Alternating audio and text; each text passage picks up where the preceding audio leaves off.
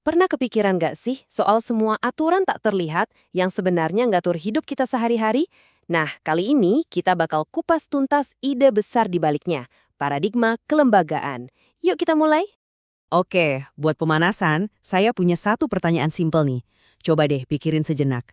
Apa sih kesamaan antara jabat tangan, lampu merah di jalan, sama uang yang ada di dompet kita? Kelihatannya kan beda-beda banget ya. Jawabannya, ternyata semuanya itu adalah aturan main yang kita semua secara sadar atau nggak sadar sepakati bersama.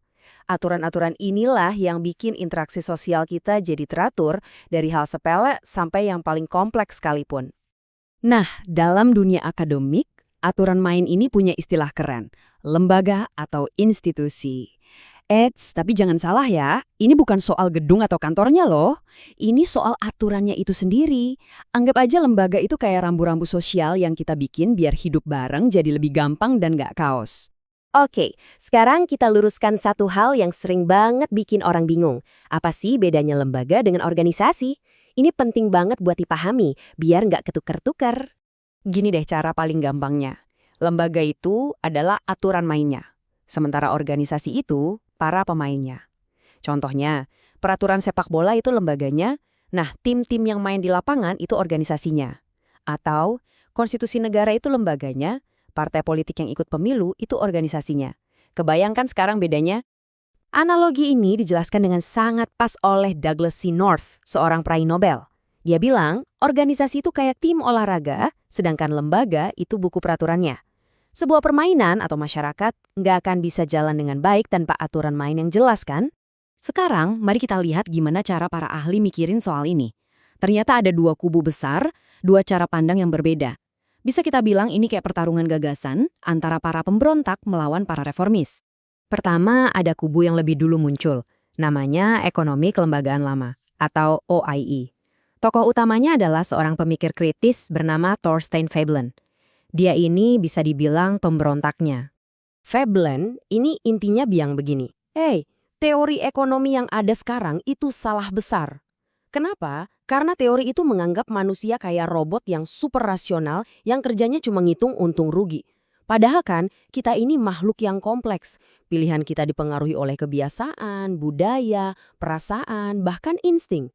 Kata Veblen, kita punya dorongan alami untuk berkarya, bukan semata-mata karena uang. Nah, setelah itu muncullah para reformis. Ekonomi Kelembagaan Baru atau NEA. Mereka ini nggak mau buang teori lama gitu aja. Pendekatan mereka lebih ke, oke, teori yang ada ini bagus, tapi ada yang kurang. Yuk kita perbaiki dan lengkapi. Prosesnya menarik banget. Jadi, NII ini berangkat dari teori ekonomi neoklasik yang menganggap pasar itu sempurna dan efisien. Tapi mereka menemukan satu celah besar. Teori itu lupa memperhitungkan kalau menggunakan pasar itu sendiri butuh biaya. Nah, disinilah seorang jenius bernama Ronald Coase datang dengan satu konsep yang mengubah segalanya. Biaya transaksi. Konsep inilah yang jadi jantung dari ekonomi kelembagaan baru. Biaya transaksi. Ini adalah ongkos-ongkos tak terlihat yang sering kita lupakan. Gampangnya, biaya transaksi itu adalah semua ongkos yang kita keluarkan di luar harga barangnya itu sendiri. Ini adalah biaya gesekan atau ongkos siluman untuk membuat sebuah transaksi bisa terjadi. Biar lebih kebayang, coba deh pikirin pas kita mau beli motor bekas. Pertama, kita butuh waktu dan tenaga buat riset harga pasaran, cari penjual yang jujur, itu namanya biaya pencarian. Terus, kita tawar-menawar harga kan? Itu biaya negosiasi. Setelah deal, kita harus urus surat-surat, mastiin motornya nggak ada masalah. Itu semua adalah biaya penegakan. Nah, total dari semua itu adalah biaya transaksi.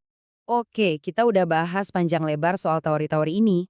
Mungkin ada yang bertanya, terus kenapa ini semua penting? Apa gunanya buat kita di dunia nyata? Ini dia intinya. Lembaga atau institusi yang bagus, misalnya sistem hukum yang adil, birokrasi yang efisien, atau hak milik yang jelas, itu fungsinya kayak pelumas buat mesin ekonomi. Dia menekan biaya transaksi serendah mungkin. Kalau transaksi jadi lebih murah, lebih cepat, dan lebih aman, orang jadi lebih berani berinvestasi, berbisnis, dan berinovasi. Ujung-ujungnya, kemakmuran bersama. Nah, sebagai penutup, saya mau ajak Anda berpikir. Coba deh lihat sekeliling kita. Di komunitas atau negara kita, menurut Anda, Aturan main apa sih, baik yang formal maupun non-formal, yang paling mendesak untuk diperbaiki supaya kita semua bisa lebih maju? Ini jadi bahan renungan yang menarik buat kita semua.